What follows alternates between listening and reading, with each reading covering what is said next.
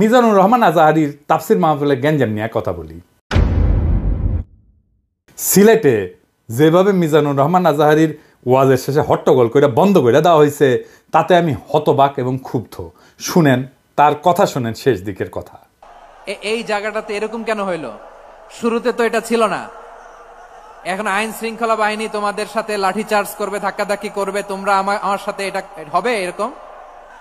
তোমরা তো ব্যথা পাবা তো। বসো না, সবাই বসতে পারলে তোমাদের কি? বসো।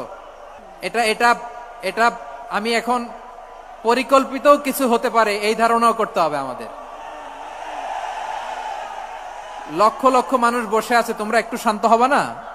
হ্যাঁ, বসো। আর 2 মিনিট একটু কোঅপারেট করো। 2 মিনিট একটু কোঅপারেট করো।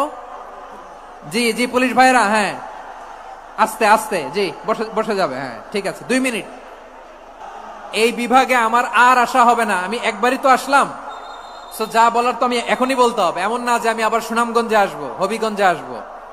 খুবই গুরুত্বপূর্ণ কয়েকটা কথা আমি রাখবো তোমাদের সামনে। বসো, শেষ করে দিব। এই তো আর 10 মিনিট সময় আছে আমার হাতে। বসো। মাশাআল্লাহ, এই ঠিক আছে। আমি কলে এখানে এক বিশাল ষড়যন্ত্রের গন্ধ পাইতেছি। ঘটনা ছোট, রাজনৈতিক গুরুত্ব অপরিসীম। আজাহারি সাহেব নিজেই কইছে যে সামান্য জায়গাটা অল্প কিছু লোক এই কাজটা করেছে। শুনেন, পুরো লক্ষ লক্ষ মানুষ, আমি তো দেখতে পাচ্ছি কত লক্ষ লোক হয়েছে। একটা জায়গায় কোনো সমস্যা নাই। এখানে কয়েকশো ছেলে পেলে এই ধাক্কাধাক্কি, না নিজে শুনতে পারতেছো, না অন্যকে শুনতে দিচ্ছ, না আমাকে বলতে দিচ্ছ। কি করতেছো তোমরা? এগুলো কি করতেছো? আমি আজকে just as a gesture of goodwill, আমি নামটা কইলাম না কে করিছে, কয়া দেবো কিন্তু কে করিছে এইটা। এই হট্টগোল হয়ে কেন সুষ্ঠুভাবে শেষ করতে পারলেন না তাফসির মাহফিল আজাহারি সাহেব? কারণ বিএনপি নেতারা প্রকাশ্যে বলিছে মাহফিলে আজাহারি সাহেব হেস্তনেস্ত শিকার হবে, এটা কইছে বিএনপি নেতা। সত্যি কথা, আমি ব্যানে করছি না। এই যে শুনেন, রহমান আজাহারি বক্তব্য রাখে বিএনপির বিপক্ষে, এত সাহস সে কোথায় পায়? আপনি এই জামাতের পক্ষে কথা বন্ধ করেন, নাহলে এই দেশের মানুষ যেভাবে আপনার এই যে মাহফিল করে, মাহফিলে কিন্তু আপনি হেস্তনেস্ত শিকার হবেন এই মুসলিম লীগের কারণে। কারণ এই মুসলিম লীগ কিন্তু বিএনপিকে পছন্দ করে, এই মুসলিম লীগ কিন্তু অন্য সংগঠনকে পছন্দ করে। কিন্তু আল্লাহর নামে স্লোগান দিয়ে, ধর্মের কথা বলে, মাথায় টুপি লাগিয়ে, পাঞ্জাবি পরে বিএনপিকে বকবেন না আপনি, তাহলে কিন্তু হেস্তনেস্ত শিকার হবেন। আবার যে কোনো মুহূর্তে কিন্তু আপনি দেশান্তর হতে পারেন। ঠিক তার পরদিন এই ঘটনা ঘটলো। তার আগে তো অনেক নেতা, রিজভী ভাই তার সহকর্মীদের তাতায় রাখছে। এখন আজাহারির উপর কেন বিএনপি বিলা? দুইটা কারণে।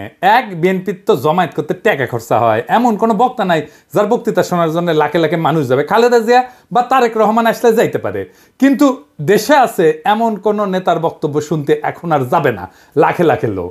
আর আজাহারির বক্তব্য শোনার জন্য স্মরণকালের সর্ববৃহৎ সভা হচ্ছে, যেটি যাচ্ছে সেটি হচ্ছে। এটা গা টাটাইতেছে বিএনপির। জনসমাগম মানে ক্ষমতা, বুঝছাও?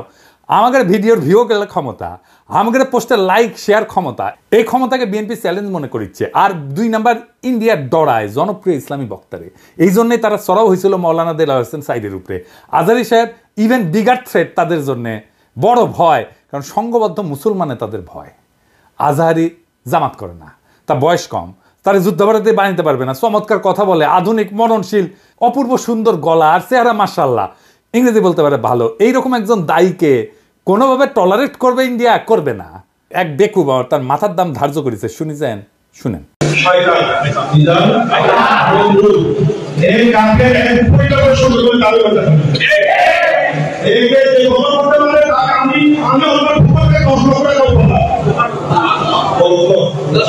দেখেছেন তার জানের উপরে উঠে গেছে।